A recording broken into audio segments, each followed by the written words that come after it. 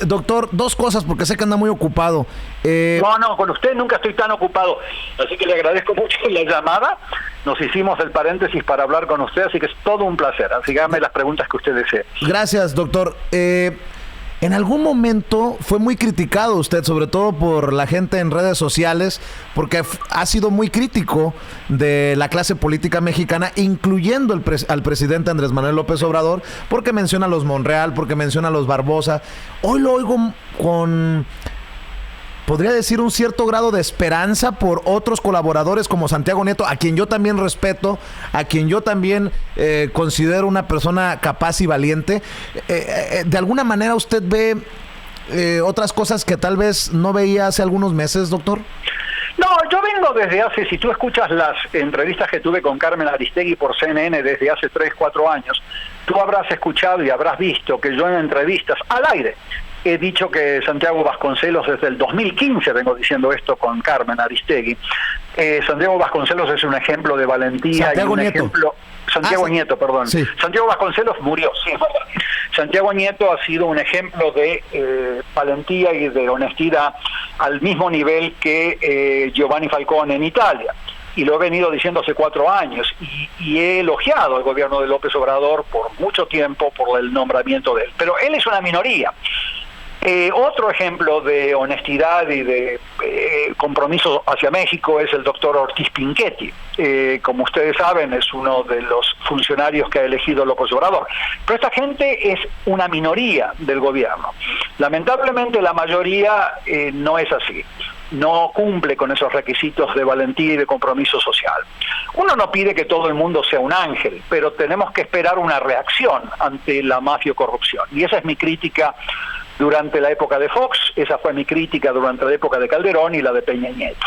Cuando a mí me invitaban mucho las redes de Morena, eso lo dice hoy un tuit que una señorita publicó, en donde me recuerda que a mí me elogiaban, me invitaban en las redes de Morena cuando yo criticaba fuertemente a la mafiocracia de Calderón, a los gobiernos de Peña Nieto, me invitaban y me elogiaban. Pero cuando empecé a criticar los errores de López Obrador, con el amnistismo y con el nombramiento y los pactos con Barbosa, con Manuel Velasco, con Monreal, ahí las redes de Morena se me tiraron encima. Bueno, tienen que aceptar la crítica constructiva, porque yo siempre propongo algo para terminar con eso, como aceptaban las críticas contra los gobiernos previos. Yo soy una persona que no tengo partido político en México. Si yo le estoy diciendo que López Obrador está haciendo cosas bien, como le he mencionado, pero también que hace cosas que van a terminar mal, como las que también le menciono, acepten esa crítica. Hay que tener espíritu democrático, tolerancia. Yo no soy un miembro de un partido, a mí no me pagan en México para hablar bien de la gente o hablar mal de la gente. Yo estoy diciéndole lo que no funciona, y si López Obrador continúa con una fiscalía que esconde, como dijo muy bien su colega, la información ligada al caso de Brecht, si es así, eso es más mafiocracia hacia adelante disfrazada de Morena. Y eso le haría mucho mal a México y a las 30 millones o más personas que votaron honestamente por López Obrador. Entonces, mi única preocupación es México.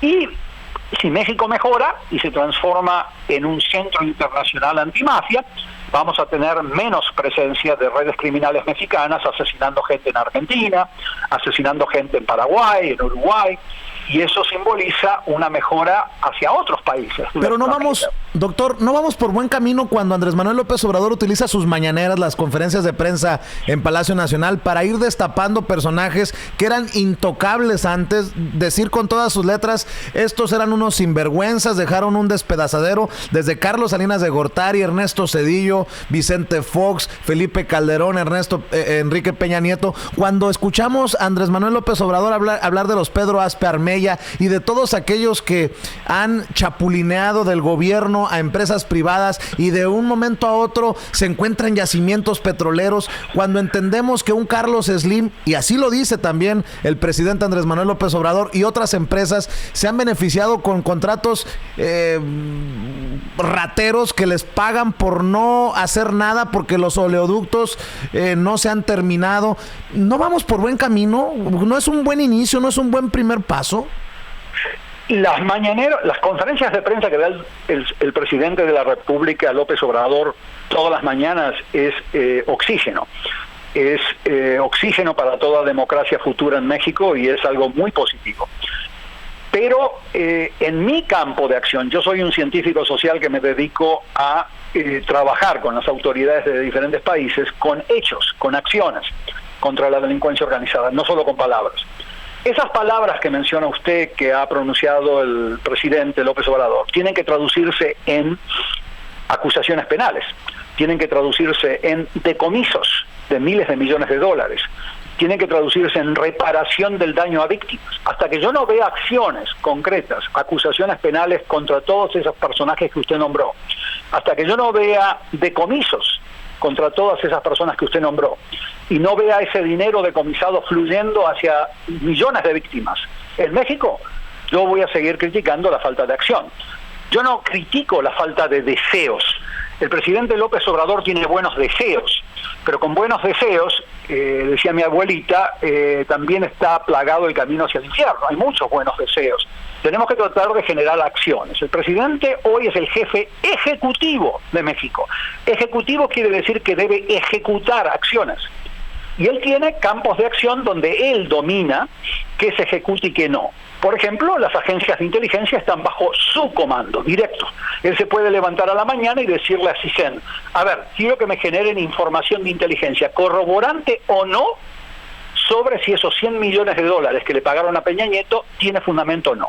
Eso lo puede tener hoy López Obrador y a partir de ahí le envía esa información a la Fiscalía y la Fiscalía acusa. Pero si no vemos acciones, solamente vemos palabras, yo admiro los buenos deseos, pero tenemos que, la delincuencia organizada y el mar de sangre que crearon en México no se va a eliminar con buenos deseos. ¿Entiende lo que le digo, don Vicente? Claro. Entonces, esa es mi única preocupación. Yo propongo acciones. Bueno.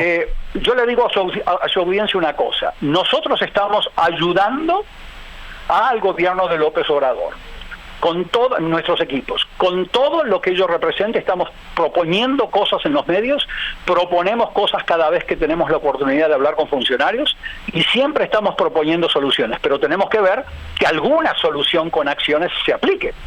¿Entiende lo que le digo? O sea, claro, con buenos deseos no podíamos encarcelar al Chapo Guzmán.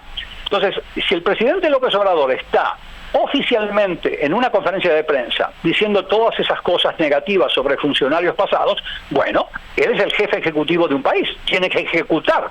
Si él cree todo lo que él dice, tiene que inmediatamente darle órdenes a su agencia de inteligencia y a la Secretaría de Hacienda, a la agencia tributaria, al IRS de los mexicanos, para que comiencen las auditorías tributarias inmediatamente. No necesitas delitos para realizar una auditoría tributaria de todas esas personas que él menciona. No necesitas delitos para que una agencia de inteligencia corrobore o no lo que él dice. Entonces hay que actuar y vamos a ver si actúa y vamos a apoyar toda acción del gobierno mexicano para comenzar a encarcelar y a decomisar a toda esa gente. Las redes criminales no se terminan encarcelando a personas, se terminan sacándole los miles de millones de dólares en galpones de almacenamiento, en propiedades, en hoteles, en supermercados, que han venido lavando dinero a través de muchas décadas en México.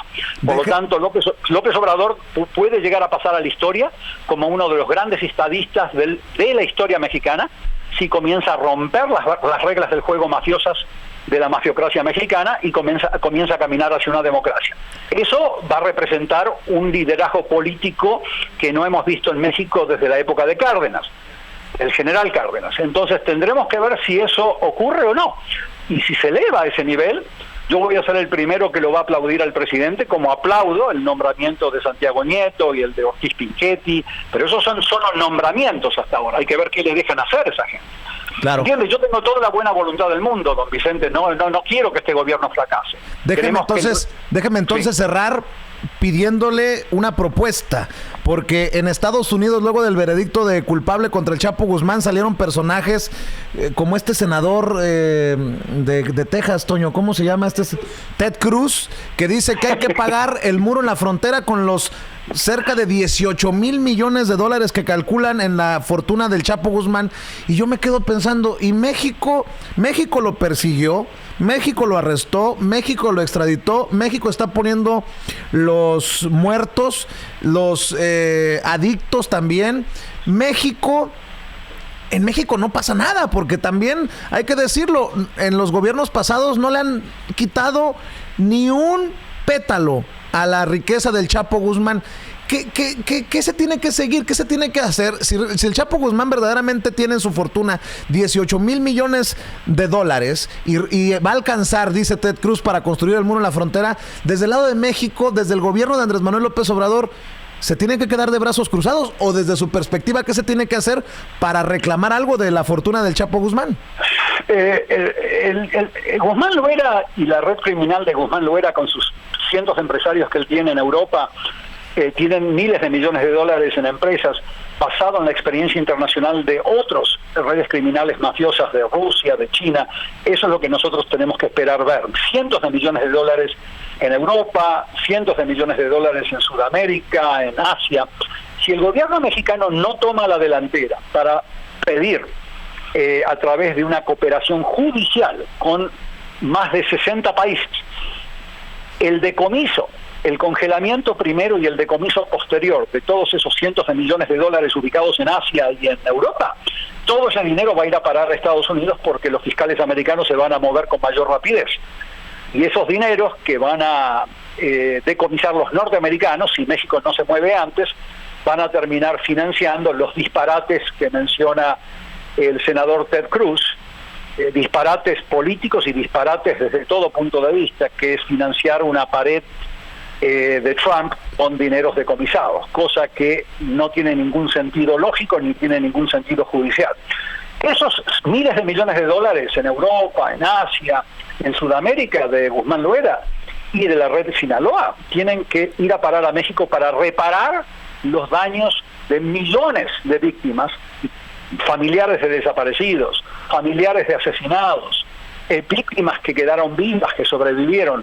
Eso sería la responsabilidad histórica de López Obrador si se mueve antes que los fiscales norteamericanos y si comienza a generar programas de cooperación judicial con Argentina, donde Guzmán Loera tiene bases operativas, donde las autoridades argentinas estarían dispuestas a colaborar para que congelen y para que decomisen y para que México pueda compartir muchos de esos dineros que serán decomisados para reparar los daños de víctimas mexicanas.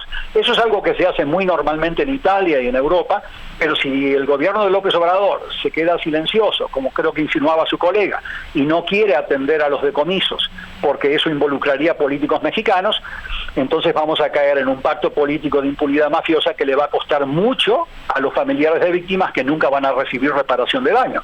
Entonces, México tiene que tomar la delantera, esa es mi propuesta, a partir de esos testimonios, a partir de las grabaciones y intervenciones telefónicas del Chapo, comenzar a corroborar mucha de esa información y solicitar a otros países la cooperación judicial para congelar y decomisar esos miles de millones de dólares, para que no venga Ted Cruz con sus disparates sobre financiar esa pared de Trump, que solamente va a traer más delincuencia, más sufrimiento y más violaciones de derechos humanos a las víctimas, que son los migrantes mexicanos y de otros países que van hacia Estados Unidos. Doctor Edgardo Buscaglia, como siempre, sabroso, fascinante platicar con usted, escuchar sus opiniones, sus comentarios, y gracias por siempre tener el detalle de responder a las llamadas de Sin Censura. Aquí los micrófonos y las cámaras siempre para sus propuestas, y nuevamente mi agradecimiento eterno. Felicidades, don Vicente, y felicitaciones por la libertad de expresión que usted genera a través del marco de su programa. Eso es algo muy valioso que no podemos tomarlo como algo normal. O sea que es muy valioso el trabajo que usted está haciendo y sufre las consecuencias de ese trabajo, como usted sabe muy bien. Así que le agradecemos y lo felicitamos por su trabajo. Le mando un abrazo, doctor. Felicidades, Vicente. Hasta pronto. Gracias. El doctor Edgardo Buscaglia, catedrático, experto antimafia, experto en seguridad nacional, dándonos sus opiniones acerca de esta situación sobre el gobierno mexicano, la lucha contra la corrupción, el veredicto de culpable contra el Chapo Guzmán.